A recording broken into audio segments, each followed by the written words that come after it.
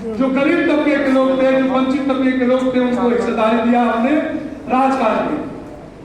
देखिए ये बात वर्षों की लड़ाई है। एक तरफ संघ के लोग हैं जो पुरातनपंथी हैं, जो लोग इस देश की व्यवस्था को नवीनीकरण नहीं होना देना चाहते हैं, इस देश की व्यवस्था में सिर्फ विचारों को नहीं आने देना चाहते हैं, इस देश की व्यवस्था में गैर बराबरी को खत्म नहीं करने देना चाहते हैं। वो इस देश की व्यवस्था में शोषण, जुल्म, जाति और एक दूसरे पर अत्याचार और तमाम व्यवस्थाओं पर कब्जा करने की जो शालीन और सुल्तानवादी मानसिकता है, उसके प्रतीक है। दूसरी तरफ हम लोग गांधी के मानने वाले लोग हैं, अम्बेडकर को मानने वाले लोग हैं, लोहिया को मानने वाले लोग हैं, जेपी को मानने वाले हैं, इंदिरा को, राजीव को मानने वाले लोग हैं।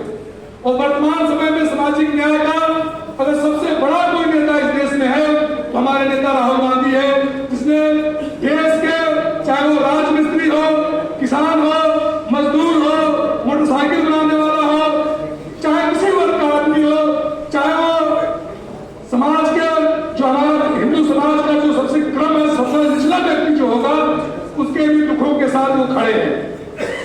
देखिए बात कांग्रेस की जब आती है तो कांग्रेस ने आधुनिक भारत की नींव रखी।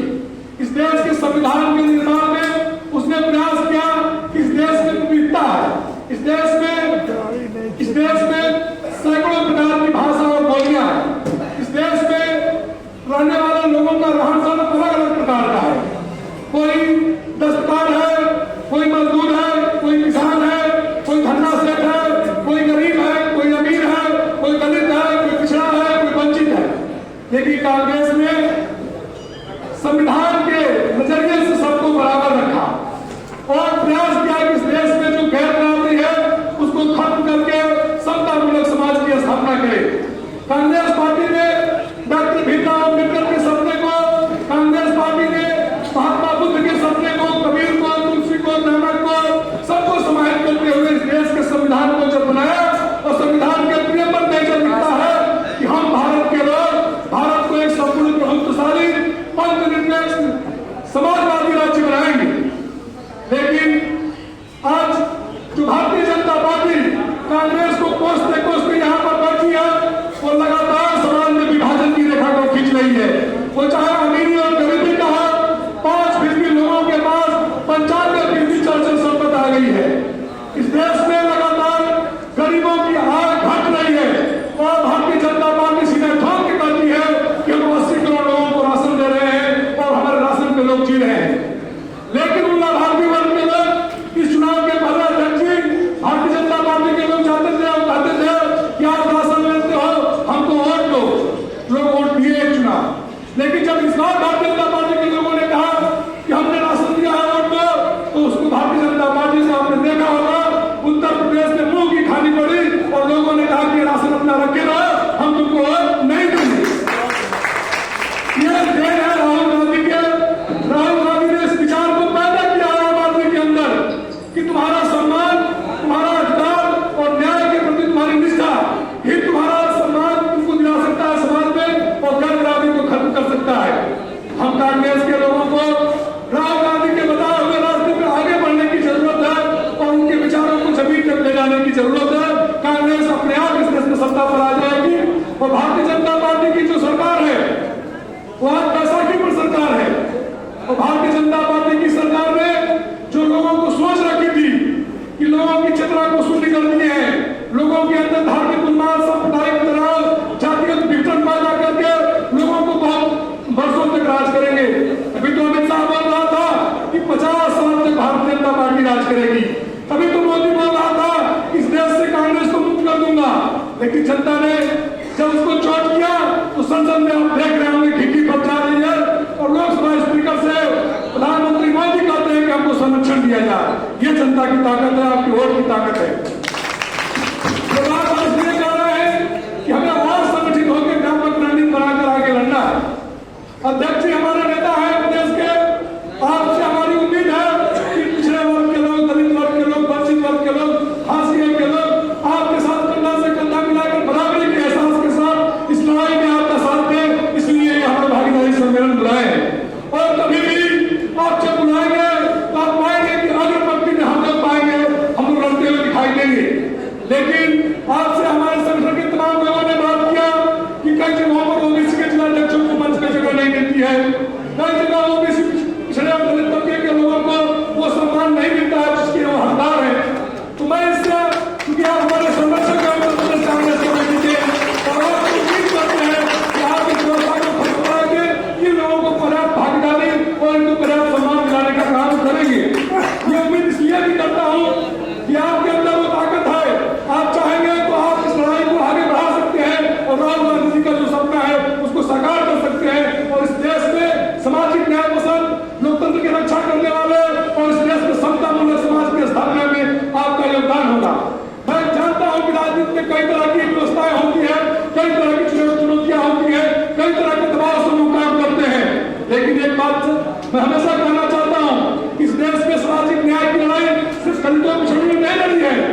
इस देश की सामाजिक न्याय और सत्ता मूलक समाज की स्थापना करने में अगले समाज के लोगों का बड़ा योगदान रहा है, उसको हमें नहीं भूलना चाहिए। वो चाहे जयप्रकाश नारायण हो, चाहे लोहिया राय हो, चाहे जवाहरलाल नेहरू राय हो। जवाहरलाल नेहरू ने उस समय दुनिया की सबसे उत्तम व्यवस्था को ले आकर हिंदुस्तान में लागू किया, और साम्यवादी व्यवस्था की जो हमारे पंचवर्षीय योजनाएं थी, जो लोक कल्याणकारी राज्य की अवधारणा थी, उसको नेहरू लेकर आए।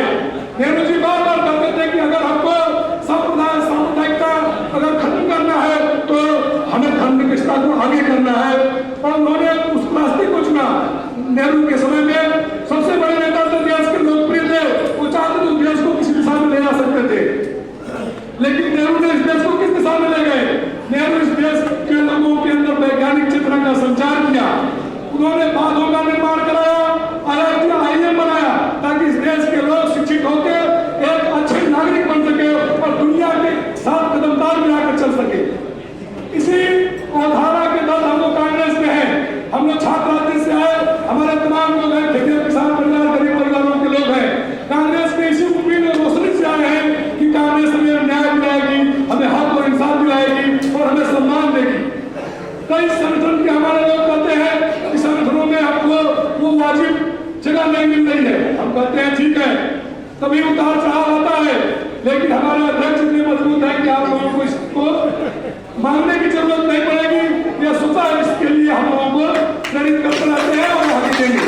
मनोज यादव जिंदाबाद, जिंदाबाद, जिंदाबाद।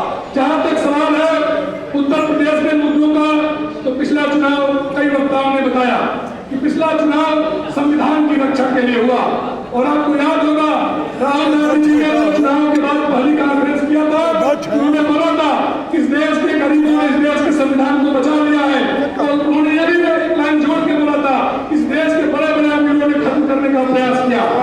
तो हमें ये साफ तौर पर जान लेना है कि कांग्रेस पार्टी इस देश में सामाजिक न्याय की पार्टी है, कांग्रेस पार्टी दलितों की पार्टी है, कांग्रेस पार्टी पिछड़ों की पार्टी है, गरीबों की पार्टी है, मजलूमों की, बेबसों और लाचारों की पार्टी है कांग्रेस पार्टी। इसमें भरोसा रखिए, आगे की लड़ाई को हम लोग और मजबूती से लड़ेंगे। हमारे अध्यक्ष आज आ गए, हम लोगों का हौसला बढ़ गया। कई मीटिंगों में अध्यक्ष हुई, आप नहीं आ पाते थे, हमारे लोग निराश होते थे, लोग कहते थे कि अध्यक्ष जी तक हम अपनी बात नहीं कर पा रहे हैं, लेकिन आप आए हैं और आपसे उम्मीद नहीं करता हूं कि इस प्रदेश में पिछड़ों के ऊपर, दलितों के ऊपर, मुसलमानों के ऊपर कहीं भी अत्याचार होगा, आप सबसे पहले जाएंगे। और योगी सरकार, योगी तो छोटी चीज है, अरे योगी जी जो है मोदी से बड़े तो है नहीं, और मोदी हो लगे योगी की कुर्सी हिलाने पे। हमारे अध्यक्ष को बनारस में मोदी जी को उल्टा लटका दिया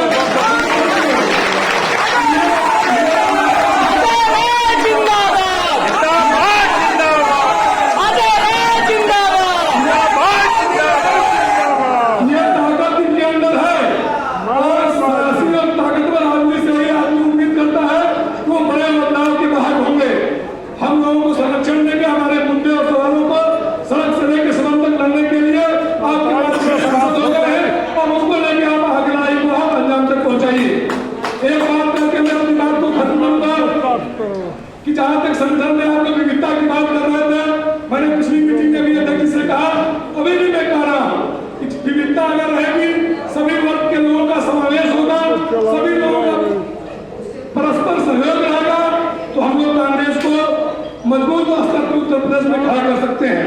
एक बात और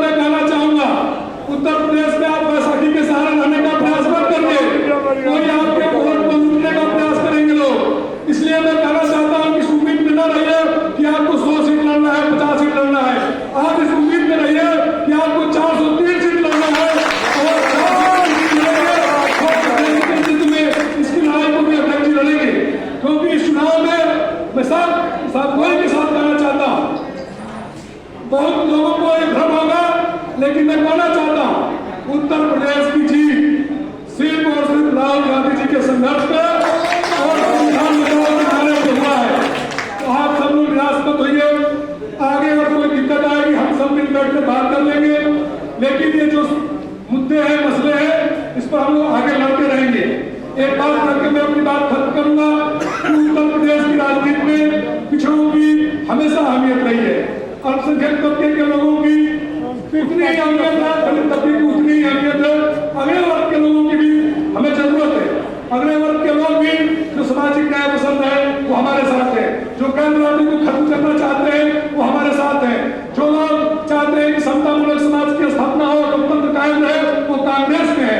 तो हमें इनसे नहीं लड़ना है, हमें लड़ना है उनसे जो भारतीय जनता पार्टी के खेमे में है, जो छह वर्ग के लोग भारतीय जनता पार्टी के अंदर मुखौटा लगा कर बैठे हैं, वो आपके आदमी नहीं है। वो चाहे दलित वर्ग का हो, चाहे अल्पसंख्यक तबके का हो, अगर वो भारतीय जनता पार्टी का है तो वो हमारे संविधान के खिलाफ है, लोकतंत्र के खिलाफ है, दलितों पिछड़ों के अधिकारों के दमन में उतना ही भागीदार है जितने योगी जी भागीदार है। इसलिए हमें सिर्फ जात नहीं देखना है, हमें लड़ाई को देखना है, हमें एक लाइन खींच के लड़ना है, जो उधर है और जो इधर है, जो हमारे साथ है उसके हम साथ है, जो उधर है उसके हम खिलाफ है। इस अंदाज के साथ लड़ना है हमको। बहुत बहुत धन्यवाद। आगे जो भी आप लोग प्रस्ताव पारित करेंगे हम लोग अध्यक्ष जी को सूचित करेंगे। धन्यवाद।